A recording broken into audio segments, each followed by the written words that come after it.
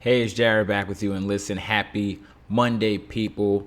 Welcome back to the Wrestling Never Sleeps podcast, hosted by me, Jared Never Sleeps, and we are going to get into the reaction, the fallout to SummerSlam 2020. Um, Let me just start off by saying I think overall it was a really great show.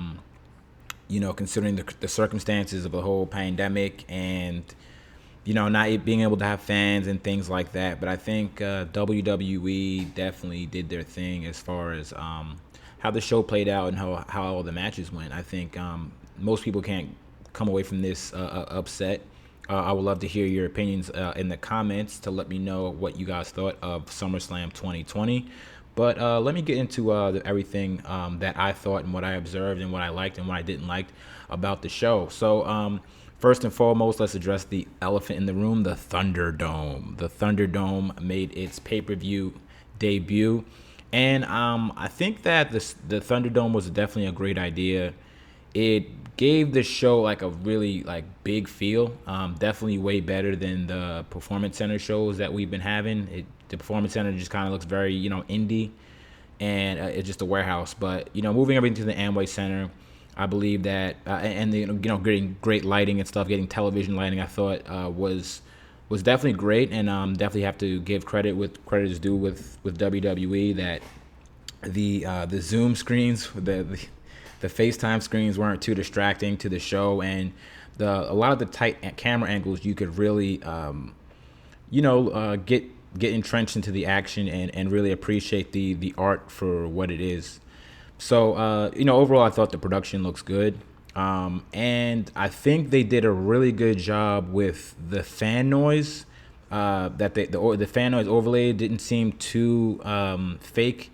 It kind of seemed very natural. So, and I think it just did more for the production than it did to take away from it. Like the show felt really big, which I liked, and it felt like a big pay-per-view. And surprisingly, a lot of the matches and the build-up and stuff I thought was good as well. So yeah, it looked really big time and kind of natural overall with the sound and also the visuals. So the entrance ramp looked great. And we're gonna get right into it. The first match up on the card was Bayley versus Asuka for the SmackDown Women's Championship. First and foremost, even coming out of on Sunday, I watched the WWE Untold with Bayley and Sasha, which is just a great story about two friends who've been traveling around the world together, who've had this dream together to be WWE superstars, and they made it. So their entrance was cool. To see these two friends with this wonderful pyro. They both come in as the tag team champions, and they also come in as the respective brand champions. So that was a cool entrance, and they have the pyro and everything, and the music's blaring. So that was great. So and Asuka's always great as well. So we get into the match, and it was a very decent match. It's what you can expect out of these two athletes. Sasha and Bayley are top-notch women wrestlers, and it was a great back and forth with the two. And I like how this story kind of intertwined, all together. How you have Asuka, who's kind of defending her friend Kairi Sane, but at the same time, she's trying to get the Raw Women's Championship and the SmackDown's Women's Championship to get kind of revenge on Bayley and Sasha. So it was a very layered story. I like when WWE does that, and it's kind of a story that we've been following for a long time. So that added to everything, and it was a decent finish. Sasha's heel work and Bayley's heel work throughout the match were just phenomenal. I think they've really been stepping it up, as you can see when they get the opportunity to do so. And it was a good match, but just kind of the precursor to the Raw Women's Championship match. So next up we had Andrade and Angel Gaza versus the Street Profits for the Raw Tag Team Championships. And a little disclaimer, I gotta let you guys know, I unfortunately missed that match.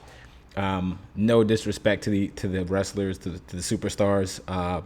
That was kind of my bathroom break, unfortunately, just because I had pizza coming, so I had to grab it, and I didn't get to see the match. But so I won't be, unfortunately, I won't be reviewing that.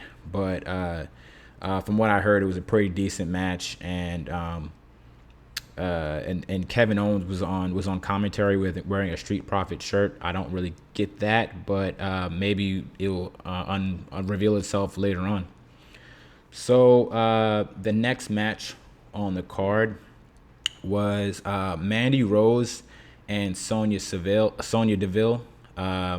For that, it was a hair versus hair match, but what I'm told is, dealing with the circumstances in Sonya Deville's life. She, if you guys don't know, she was unfortunately had a kind of an altercation at her house where someone was trying to kidnap her. So they weren't able to do the hair versus hair match because her lawyers have advised her not to, change her look or anything, or come to court looking crazy. So they changed it to a loser leaves town match, which is okay. You can do that. They have a kind of, I guess, a bitter feud. They were friends turned into enemies. So we have that backstory, and that's cool. So one thing I do not want to do, simply because I'm not a pro wrestling professional. I've never been in a ring. I've never took bumps. I never traveled around, and I've never learned the art form. I don't want to really bash their work, or talk negatively about their work. So I kind of want to put that out there first. One thing I will say is that I'm happy that Mandy and Sonya were given the time to kind of tell this story, because I think everyone really deserves their chance at the end of the day. So, with that said, it's great that they got a match. These two friends got a match on the card, on a major Big Four pay-per-view. However, here we go. Here's where I'm going to bury them. However, I think the camera angles didn't really do them any favors as far as their work. There was a couple things that just weren't crisp. A couple of missed spots and stuff like that. It was a little. I don't want to say sloppy. It wasn't sloppy. It just wasn't. It wasn't perfect. But that's okay. Mandy Rose and Sonya have definitely come a long way in their careers, and I hope that they continue to do better. Mandy really likes those knee kicks. Also, I noticed she kind of spammed the knee kick button. But yeah, I mean, the emotion and their facial expressions and stuff were there and on point. And then Mandy finally got away with the win. Sonya has to go home, or she has to leave town, and that's okay. Sonya, we wish you well, and we'll see you probably in a couple months. Hope you handle business in court. So the next match I think it was one of the better matches, and kind of went above expectations, I believe, was the Seth Rollins versus Dominic Mysterio match. And I think it was a decent match, but ultimately I think my gripe with this whole feud is, like, why do they hate each other so much? Like, I didn't get that. Why is Rollins so why is he picking on the Mysterio family for no reason? That was a little bit odd to me. Even that fact that it went to like an eye versus eye match. I mean, was the story set enough where they would hate each other so much that they'd have to even go through an eye versus eye match? And it was a story deep enough where now a son has to defend his father's honor in his honor. So in his very first match. So so okay, we get to the Rollins versus Mysterio match, and first things first, freaking Seth Rollins has the classic Rey Mysterio Halloween Havoc gear on from when he faced Eddie Guerrero back in WCW. So great heel work, just cocky heel stuff. I thought that was pretty good. And then so we get into the match. Dominic Mysterio looked actually really good for his first match.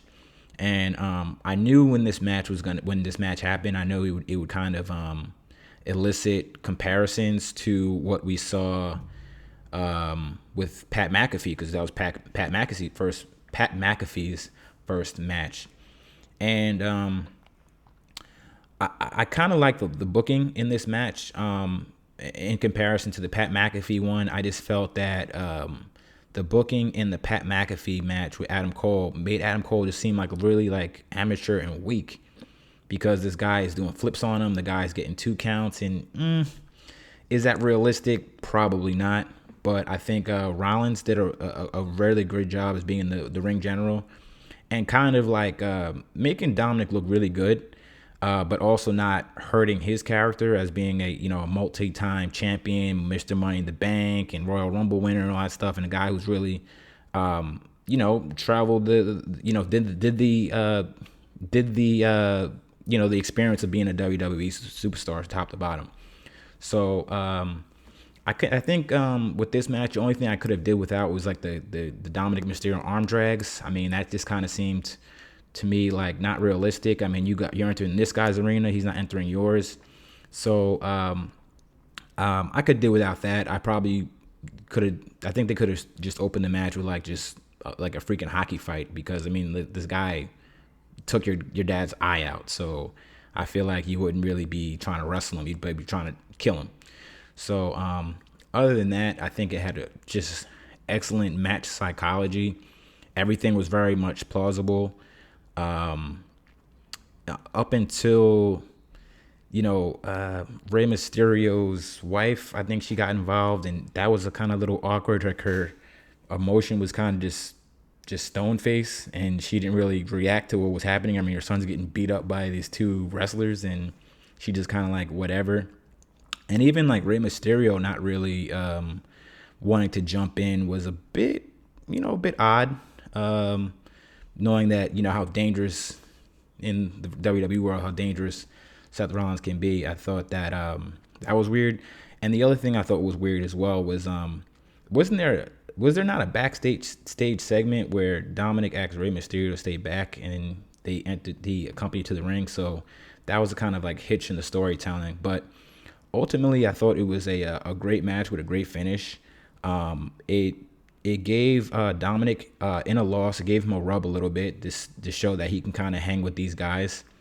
And it didn't seem too fake, because even when Dominic would kick out or when Dominic would do something, I mean, he's fighting for the respect of his family. He's fighting for the respect of his father in the name of his father. So I can see how someone can get an adrenaline rush and just kind of continue to fight. So overall, I think that was a really, really great match on the card. And shout out to Dominic Mysterio. It's his first match on a major pay-per-view and the number one wrestling company in the world.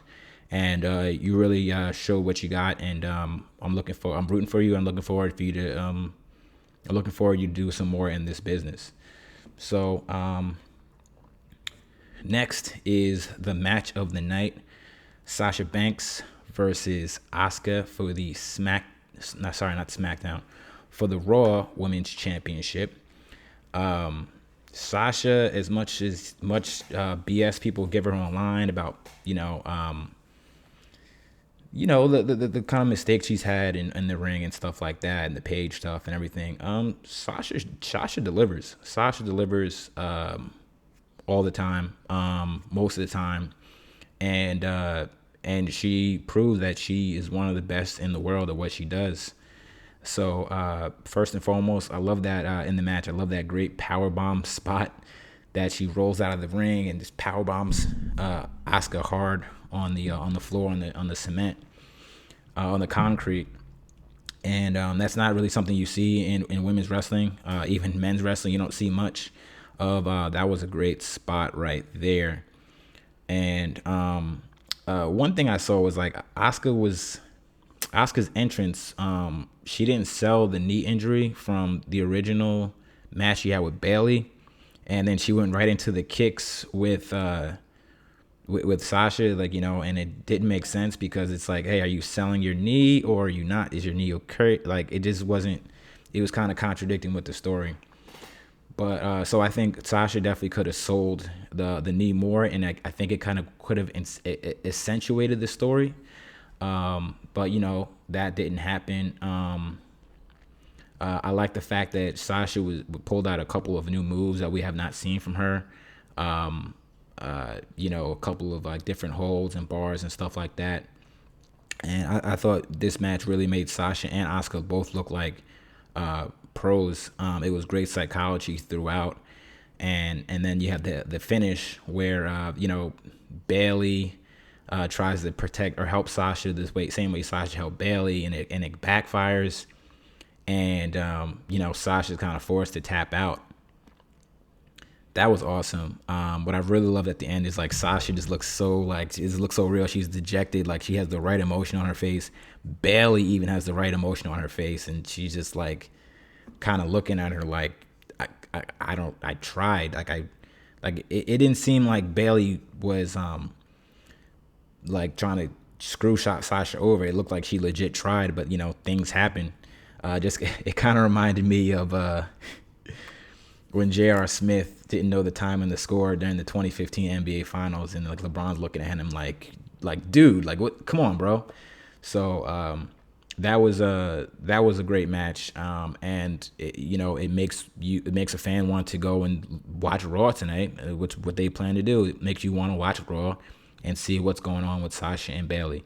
Definitely kind of sad to see the Golden Role Models lose their belts, but because it's been a great run once they give time. But I'm sure the show will continue, and hopefully we'll be able to add some more things in the mix, especially whenever Becky Lynch comes back, if she comes back, Charlotte Flair, and if they can somehow strike a deal with Tessa Blanchard or something like that. I'm really excited for women's wrestling in the future, for sure.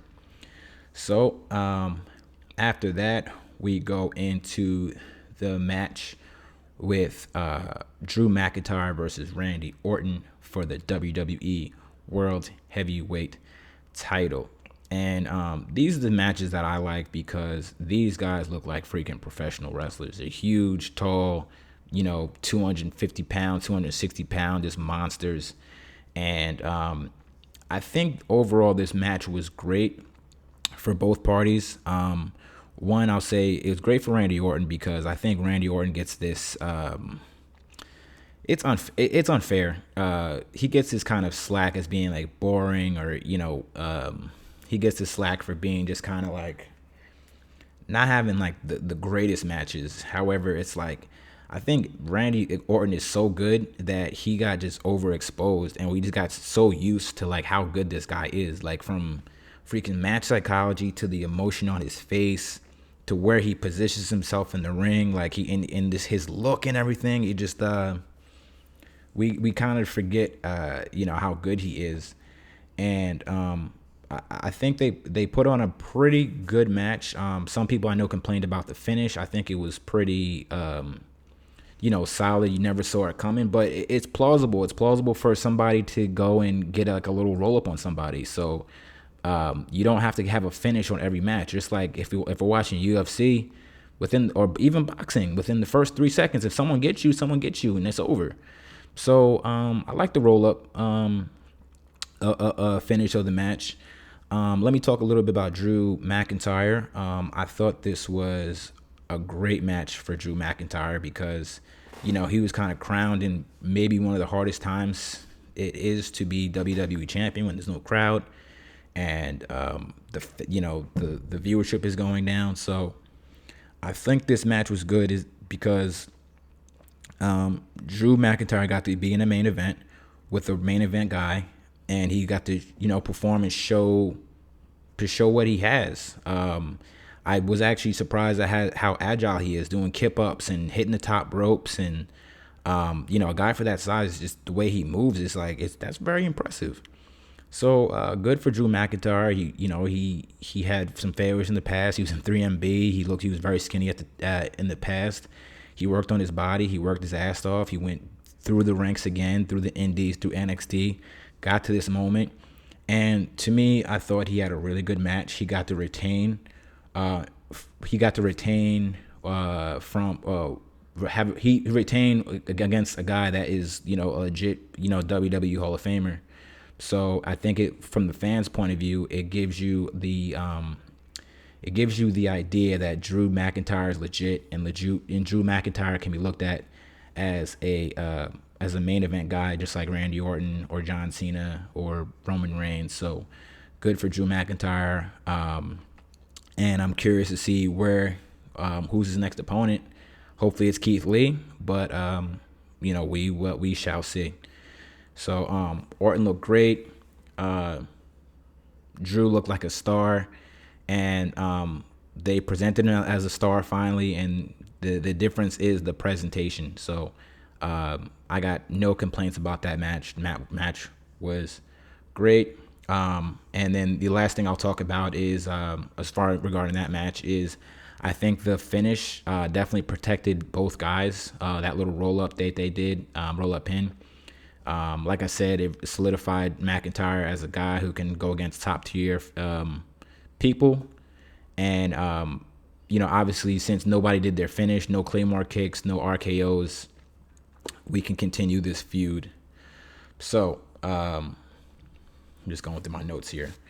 So, the last match of the night was for the Blue Universal Championship between Braun Strowman and The Fiend Bray Wyatt. So, what can I say about this match? I really love The Fiend. I really love Braun Strowman. I just think they're just a victim to like really bad booking. It was I don't think the match was terrible. It's kind of what I expect from a Fiend Braun Strowman match. It's just that there's nothing really to gain here. I feel like did we even want to see Braun versus the Fiend? And I'm confused as to who's the face and who's the heel. Where was Alexa Bliss in this whole thing? I actually thought of a really cool spot they could have had to even distract Braun to kind of protect him from just losing clean. How cool would it be if Alexa Bliss showed up on all the LED screens in the crowd to kind of distract Braun for that 1 second, so the Fiend can Sister Abigail him, or to give him a low blow and then Sister Abigail him onto the mat, the exposed mat with the wood planks. So that I think would have been a better finish instead of like just Braun kind of loses clean and he just goes back down the ranks again. But I think everyone likes Braun Strowman, just the way he's been presented to us. They didn't crown him at the right time, and I think it's really hurt his character. I think Braun Strowman really could have been a freaking, company face, and they screwed it up. Same thing with Bray Wyatt losing to Goldberg. They just take these people who could be their company face, and they just don't do anything with them. They don't listen to the audience in that regard. But we did get the return of the big dog Roman Reigns, which was awesome to see him. He got new teeth, I guess. And hopefully it seemed like he was a heel. He came out of nowhere, started beating up people, and was talking about "you're never going to be me" or whatever he was saying. So if ultimately the fans want Roman Reigns to be heel, I think that's where his character is going to flourish the most, because he was a heel before in the Shield, and that's when we liked him. So it's actually going to be interesting to see. Hopefully that I'm interested in seeing like the three-way between Braun Strowman and the Fiend Bray Wyatt. We'll see how that goes. And Roman Reigns. We'll see how that goes. But it was good to see him back and healthy, and he's doing good. But I think things make it interesting on SmackDown. If WWE's goal obviously was to get us to watch SmackDown, to see what happened for Friday, I think they've succeeded in that. Same thing with Raw. But what do you guys think about SummerSlam? I would definitely love to hear from you. Let me know what you think in the comment section about the matches. So it's about, on the West Coast, it's about 6 o'clock. Raw starts in 2 hours. We will have Raw reaction hopefully tomorrow. But thanks for watching. If you like my content, don't forget to like this video and subscribe. Leave me a wonderful comment. Enjoy wrestling people from wherever you are. Again, my name is Jared Never Sleeps, and I will see you in the next video. Thanks for watching. Still real to me, damn it.